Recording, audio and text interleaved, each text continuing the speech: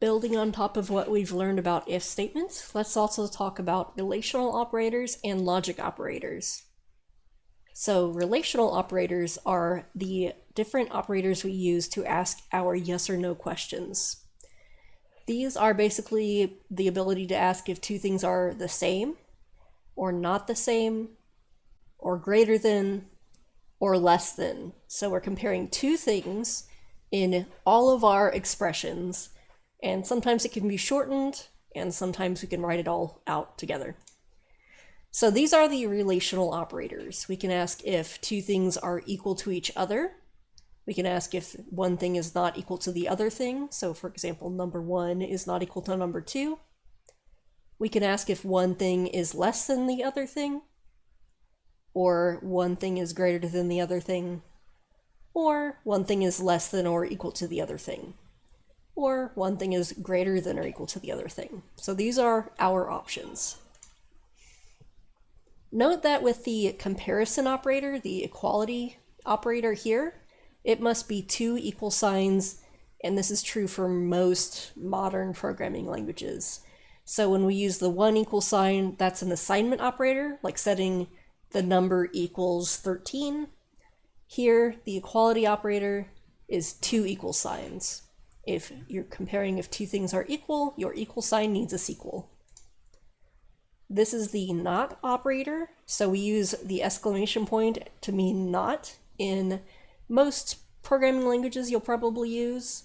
And then also take note that there should not be any spaces in this less than or equal to sign, and same for greater than or equal to. And we write these this way because we don't have that less than equal sign button on the computer like we write when we're doing math. So using relational operators, we build our questions. That could be, is the user's balance less than 0? Which would look like, if balance is less than 0, then do some things. Is the state Missouri or MO? If state is equal to MO. If name1 and name2 don't match, so we can say if name1 is not equal to name2. Or even something like, does the user want to quit? If quit equals true. So we could store the value of true or false in a variable, and then check to see if that variable is set to true or set to false.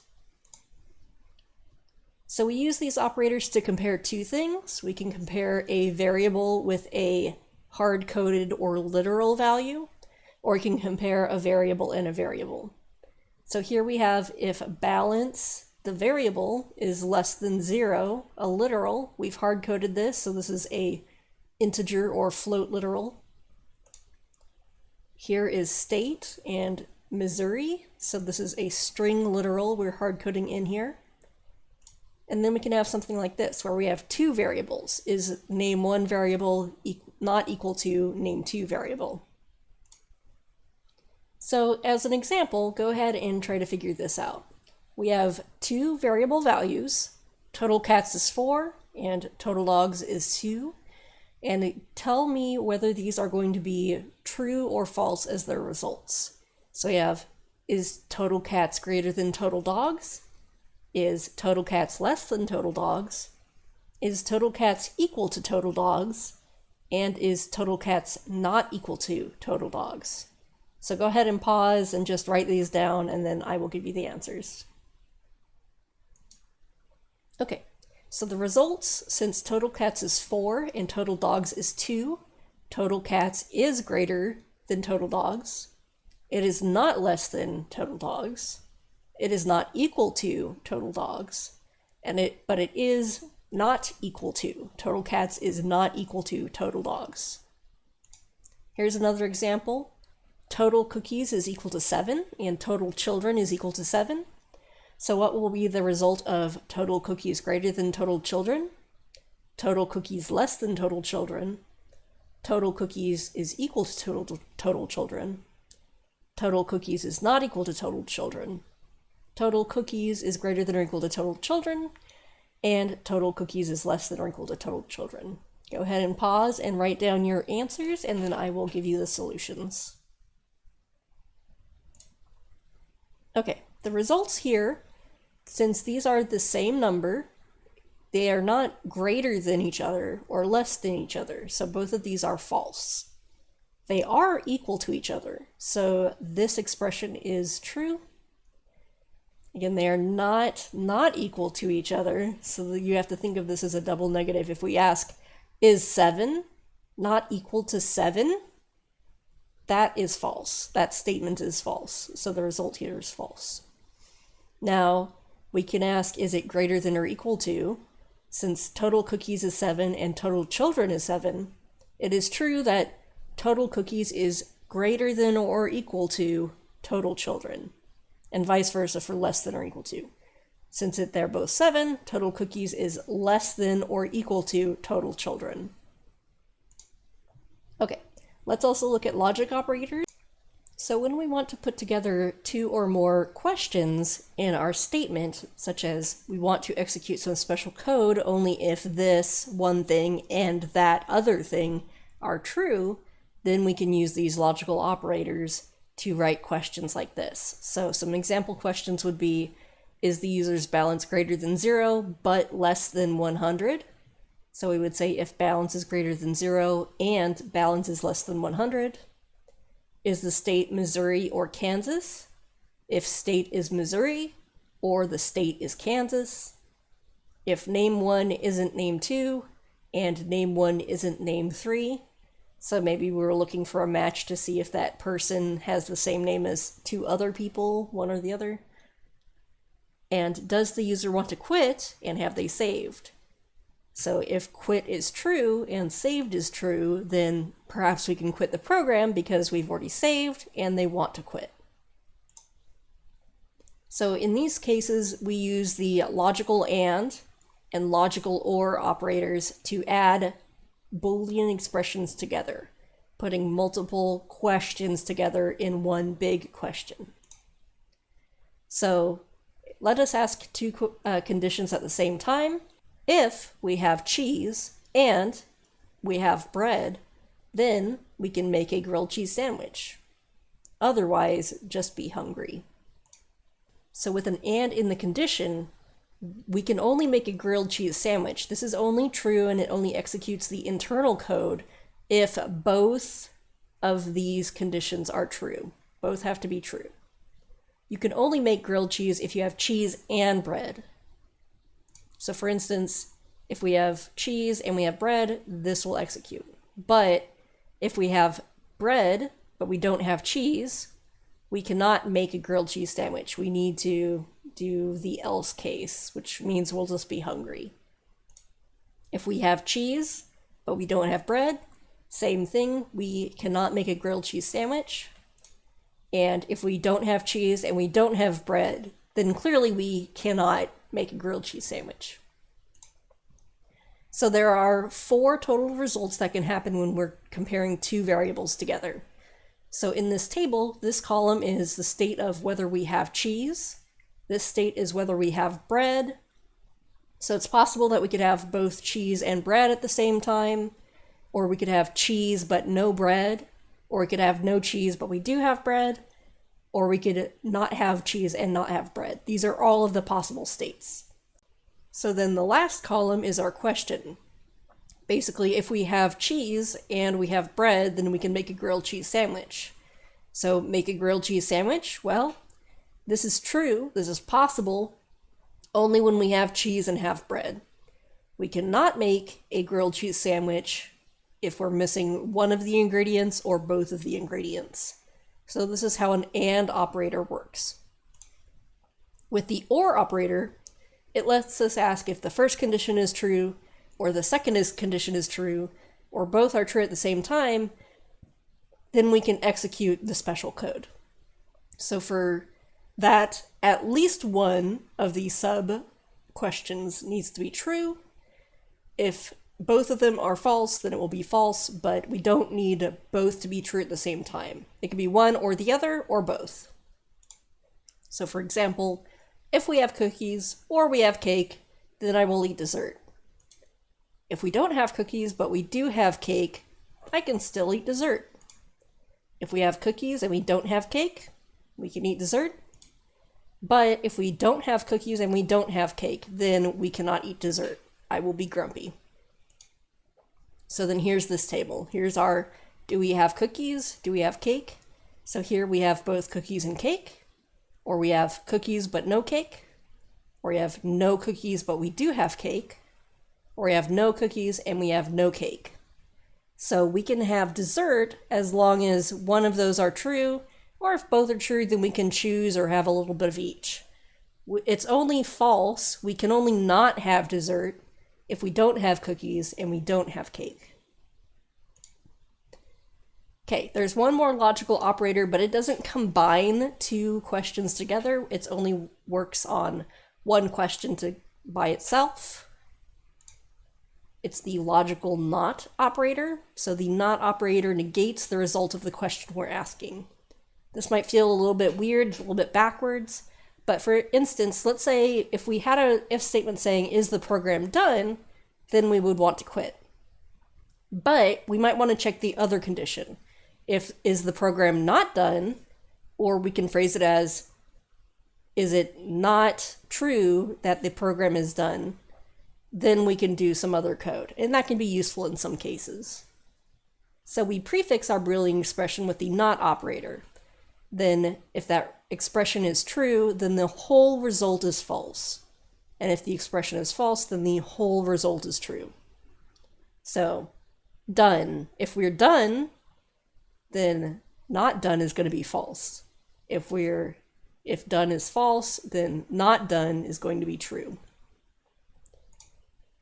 So we'll cover loops later on, but this is what I use this sort of thing for a lot. While we are not done working, then do work. Here, the question is done working, but we can put not. While we're not done working, then we're going to do some work. So here is a summary of the truth tables. Remember that with AND operators, both sub-expressions must be true for the AND operator statement to be true. Or if one or more is false, then the entire thing is false. With the OR operator, it is true if at least one is true, and it's false only if all of the sub-expressions or sub-questions are false. And the NOT operator just flips the result. Okay, let's practice. So identify which message gets output given the following pseudocode. If age is less than 18 or age is greater than 60, then print discounted price. Otherwise, print normal price. So what is the result if age is 10 or age is 18 or age is 60? These are three different questions, so answer those independently. Go ahead and pause and I will answer it in a moment. So if you're under the age of 18 in this scenario, such as if your age is 10, then you get the discounted price. If your age is 18, 18 is not less than 18. 18 is greater than or equal to 18, technically. 18 is equal to 18, so they get the normal price. This part is false. We come down here, we do normal price. What is the result of age? Age equals 60. Well, age 60 is greater than or equal to 60, so they get the discounted price. So we're saying if you're under 18 or you're the age 60 or over, then you get the discount. And here's an example of this in Python code. Let's say the user enters their age. If age is less than 18 or age is greater than or equal to 60, maybe they get a ticket price of $5.50. Otherwise, they get the normal price of $9.50. Here's a second example. Here we have if age is greater than or equal to 13 and age is less than or equal to 19, then print teenager. Else, if age is less than 13, print child. Else, print adult. So what is the result if age is equal to 13? What about if age is equal to 8? Or if age is equal to 20? What are these three results? Go ahead and pause, and I'll answer in a moment.